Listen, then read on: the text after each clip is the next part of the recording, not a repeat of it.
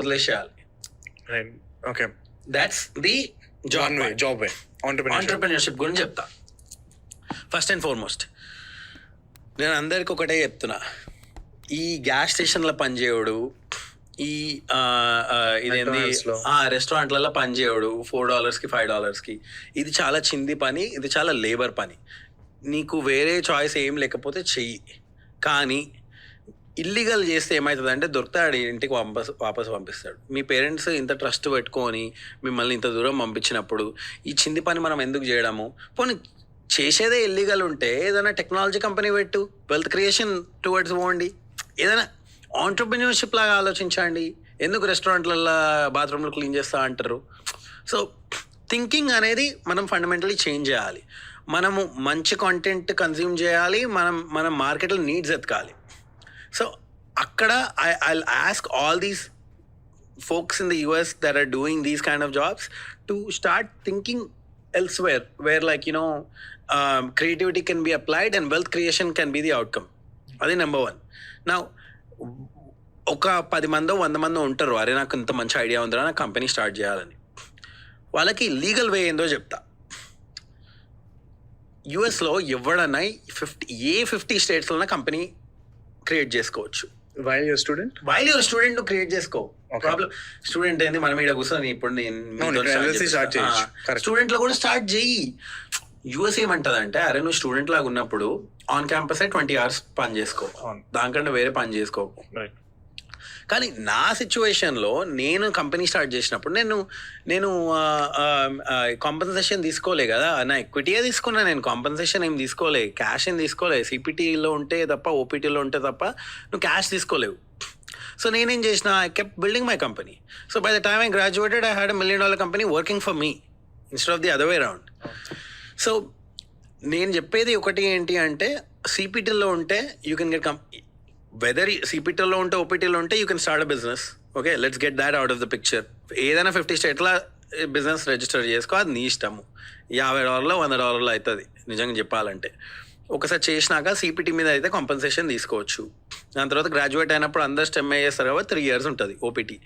3 years పండగ కదా, నీ సొంత కంపెనీ గురించి నువ్వు పని చేసుకోవచ్చు, మంచిగా పైసలు కూడా తీసుకోవచ్చు, శాలరీ తీసుకోవచ్చు, కంపెనీ నడపచ్చు. నీకు 3 years ఉంది పండగ.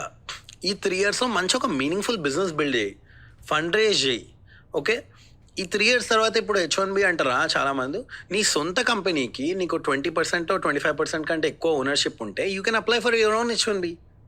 ఓకే, సరే నీకు H1B వద్దు అంటే నువ్వు O1 ఉంది. O1 అంటే aliens of extraordinary ability. Okay, O1A అంటారు. O1A ఉంది, O1B ఉంది. O1A అనేది entrepreneurs and all of that. O1B అనేది అథ్లీట్స్, పర్ఫార్మింగ్ ఆర్ట్స్ వాళ్ళకి. O1Aలో 7 criteria ఉంటాయి.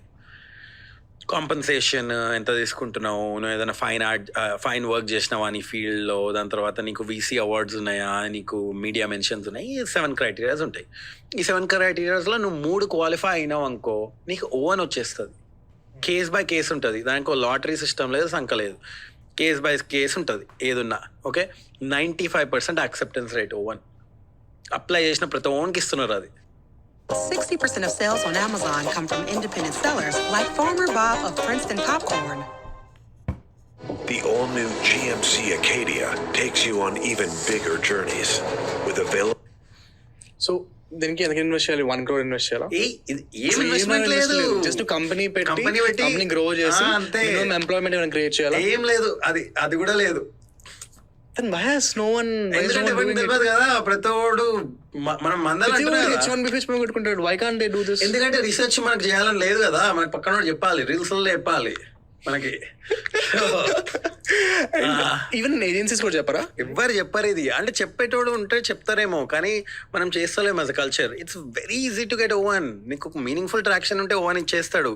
O1 3 years ఇస్తారు, దాని తర్వాత మళ్ళీ 3 years ఎక్స్టెండ్ చేసుకోవచ్చు O1ని.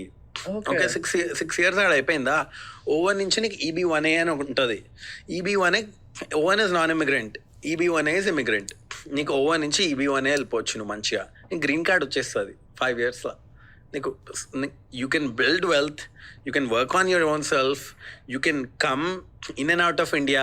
నువ్వేదో కుక్కలాగా భయపడి ఆడ అరే ఏమవుతుంది రాబాయ్ మళ్ళీ మనం కంట్రీలోకి రాగలుగుతామా లేదా కాకుండా వచ్చి ఈడ 4 నెలల నుండి మంచిగా ఈడ కంపెనీ బిల్డ్ చేసుకొని ఆడుండి ఆడ కంపెనీ బిల్డ్ చేసుకొని వెల్త్ క్రియేట్ చేస్తూ 10 మందికి ఉద్యోగం ఇచ్చి దాని తర్వాత గ్రీన్ కార్డ్ తెచ్చుకొని సచ్ ఎ బెటర్ లైఫ్.